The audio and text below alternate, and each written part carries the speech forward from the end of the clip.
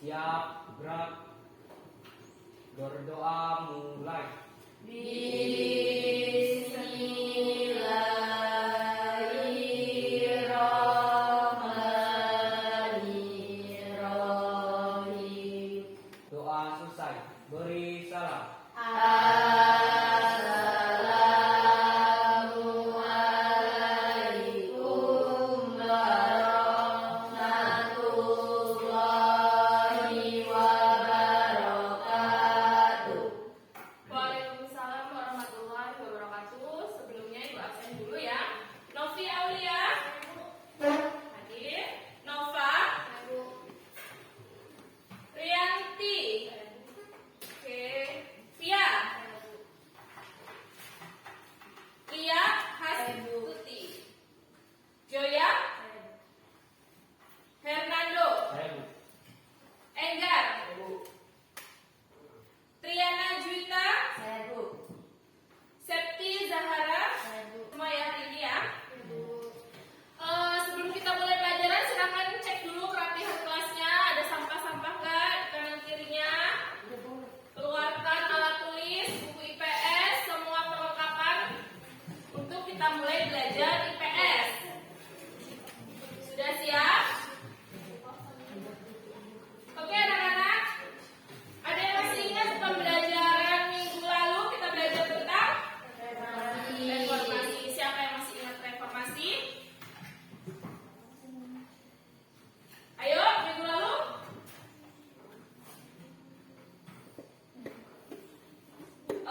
Oke, jadi reformasi adalah masa setelah Orde Baru ya, setelah kepemerintahan Presiden Soeharto runtuh atau turun ya, diganti dengan masa reformasi. Dengan presidennya adalah B.J. Habibie. Sebelum mulai pembelajaran pada pagi hari ini, Ibu akan sampaikan dulu tujuan pembelajaran yang harus kalian capai pada pagi hari ini. Yang pertama, kalian harus mengerti apa itu perubahan sosial budaya. Tujuan yang kedua, kalian harus bisa merincikan bentuk-bentuk perubahan sosial budaya. Tujuan pelajaran yang ketiga, kalian nanti harus bisa merangkum faktor-faktor penyebab perubahan sosial budaya. Dan tujuan yang terakhir, kalian harus bisa menganalisis kebudayaan lain yang menyebabkan terjadinya perubahan sosial budaya. Jadi materi pada pagi hari ini yang akan kita pelajari adalah tentang faktor-faktor penyebab perubahan sosial budaya ya. Nanti di akhir pembelajaran kita akan ada evaluasi ya. Evaluasi secara individu. Jadi kalian harus benar-benar memperhatikan pelajaran pada pagi hari ini. Selanjutnya, silakan saksikan dulu PowerPoint berikut. Bentuk-bentuk perubahan secara lambat memerlukan waktu yang lama. Biasanya perubahan ini merupakan rentetan perubahan kecil yang paling mengikuti dengan lambat. Pada evolusi, perubahan terjadi dengan sendirinya tanpa rencana atau kehendak tertentu. Faktor pendorong perubahan sosial budaya. Silakan dibaca Novi, coba. Hakikat perubahan budaya, berdiri. Ya. Hakikat perubahan sosial budaya. Pada dasarnya perubahan merupakan proses modifikasi struktur sosial dan pola budaya dalam suatu masyarakat. Perubahan yang terjadi dalam masyarakat disebut perubahan sosial, yaitu gejala umum yang terjadi sepanjang masa pada setiap masyarakat. Ya, berdiri dibaca. Apa itu perubahan secara lambat? Bentuk perubahan sosial, perubahan lambat evolusi. Perubahan secara lambat memerlukan waktu yang lama. Biasanya perubahan ini merupakan rentetan perubahan kecil yang saling mengikuti dengan lambat. Pada evolusi, perubahan terjadi dengan sendirinya tanpa rencana atau kehendak tertentu. Ya, itu yang namanya perubahan yang secara cepat, revolusi. Siapa yang membacakan? Hernando boleh? Ayo, berdiri. Perubahan cepat revolusi. Perubahan sosial sosial dan kebudayaan yang berlangsung secara cepat dan menyangkut dasar atau sendiri-sendiri kehidupan masyarakat. Dalam revolusi perubahan yang terjadi dapat direncanakan atau tanpa direncanakan dan dapat dijalankan tanpa kekerasan atau melalui kekerasan. Ya. Selanjutnya adalah perubahan secara cepat atau kita biasa sebut dengan revolusi. Nah, perubahan ini biasanya bentuk perubahan selanjutnya yaitu perubahan kecil dan perubahan besar. Iya, baca. Perubahan kecil adalah perubahan yang terjadi pada unsur-unsur struktur sosial yang tidak membawa pengaruh langsung atau berarti bagi masyarakat.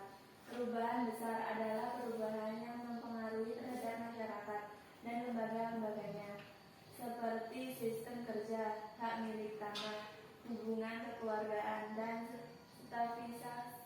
Stratifikasi masyarakat. Ya, kalau perubahan besar ini adalah perubahan yang berpengaruh terhadap kehidupan masyarakat, seperti sistem kerja, ya, kemudian juga hak milik tanah, hubungan kekeluargaan, dan stratifikasi masyarakat. Jadi dapat berpengaruh terhadap kehidupan masyarakat.